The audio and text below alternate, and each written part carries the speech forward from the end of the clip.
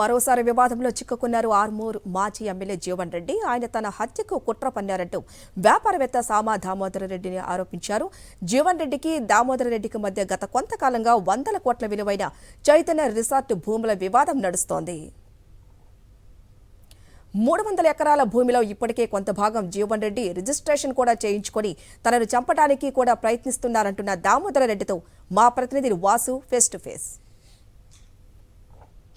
ప్రముఖ వ్యాపారవేత్త సంబంధించి కూడా సామా దామోదర్ రెడ్డికి నిన్న పెద్ద ఎత్తున కూడా బెదిరింపుకాల్సి వచ్చాయి. సఫారీ గ్యాంగ్ చంపేస్తామంటూ కూడా అతనికి హెచ్చరికలు జారీ చేసిన నేపథ్యం. కానీ దీని వెనకాల ఒక మాజీ ఎమ్మెల్యే ఆర్మూర్ సంబంధించినటువంటి జీవన్ రెడ్డి ఉన్నారు. అతనికి కొంతకాలంగా కూడా శంకరపల్లిలో ఉన్నటువంటి 100 కోట్ల విలువైనటువంటి భూ వివాదం కొనసాగుతుంది. ఈ నేపథ్యంలో అతనిపైన మరోసారి ఫిర్యాదు చేశారు. చూస్తా ఉన్నాం సార్, ఎందుకు మీకు బెదిరింపులు ఎవరు చేశారు, ఎందుకు చేశారు, పోలీసులకు ఇచ్చారు? అనో నంబర్ నుంచి వచ్చింది సార్. నేను సామా దామోదర్ రెడ్డి, నేను మామూలుగా రియల్ ఎస్టేట్ బిజినెస్ చేస్తాను.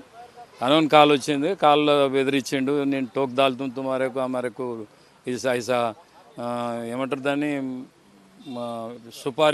सुपारी आया तुम्हारे ठोकने का 1 करोड़ का सुपारी आया, 50 लाख रुपए मिले और 50 लाख रुपए मिलने वाला है.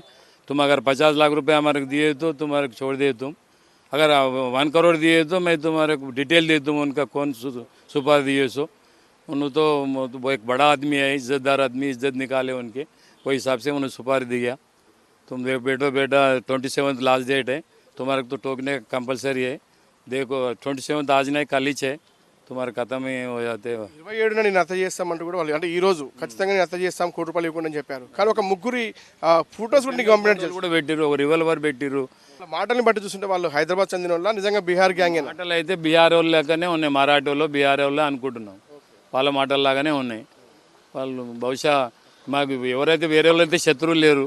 ఒక జీవన్ రెడ్డి మా ల్యాండ్లో డిస్ప్యూట్ ఉంది ఆయనకు మాకు. ఆయన ఆర్మూర్ జీవన్ రెడ్డి మాజీ ఎమ్మెల్యే, ఆయనతో డిస్ప్యూట్ ఉన్నది. మాకు ఆ గవర్నమెంట్లోనే ఏదైనా హెల్ప్ జరుగుతుందేమో అనుకున్నాం, కానీ ఏం జరగలేకపోయింది. మేము కేటీఆర్ కూడా అప్రోచ్ అయిదామని ప్రయత్నం చేసినాం, వాళ్ళు టైం ఇవ్వలేదు. పేపర్ కూడా ఎక్కినాం, మీడియాకి ఎక్కినాం, అందరికి చెప్పినాం. మాకు వాళ్ళైతే చేస్తే ఒక 2 గంటలు సెటిల్ అవుతుంది. మాది ఈ బీహారీ గ్యాంగ్ వెనకాల మాజీ ఎమ్మెల్యే ఉన్నాడని మీ అనుమానమా? ఎవరైతే జీవన్ రెడ్డి అనుమానం 100% అనుమానము, ఖచ్చితంగా కూడా అనుకుంటున్నాం. ఇంకా మాకు వేరే వాళ్ళు అయితే ఎవరు లేరు అంత పెద్దగా శత్రువులు.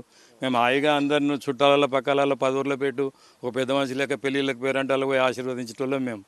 మా మీద ఇటువంటిది ఏందనేది ఇప్పుడు పెద్ద సమస్యగా మారింది. ఖచ్చితంగా ఒక పక్కా ప్రణాళికతో ఈ యొక్క వ్యూహరచన జరిగింది. దీనికి సంబంధించి మరి నిజంగా బెదిరిస్తూ ఉన్నారా, లేదంటే చంపడానికి ప్లాన్ చేశారన్న అంశానికి సంబంధించి పోలీసులే తేల్చాల్సింది. ప్రస్తుతం అయితే రాజేంద్ర నగర్ ఏసీపీతో పాటు ఇన్వెస్టిగేషన్ కొనసాగుతుంది. ఉన్నతాధికారులు ఒక ప్రత్యేక టీంను ఏర్పాటు చేసి కూడా ఆ గ్యాంగ్ ఎవరు, మరోపక్క గ్యాంగ్ వెనకాల ప్రస్తుతం జీవన్ రెడ్డిపై ఆరోపణలు చేస్తున్న నేపథ్యంలో మరి తన విచారిస్తారా, అతనిపైన కేసు నమోదు చేస్తారా లేదా అనేది చూడాల్సి ఉంది. గుడేష్ వెంకట్తో వాసుదేవ్ రెడ్డి, సాక్షి న్యూస్, హైదరాబాద్.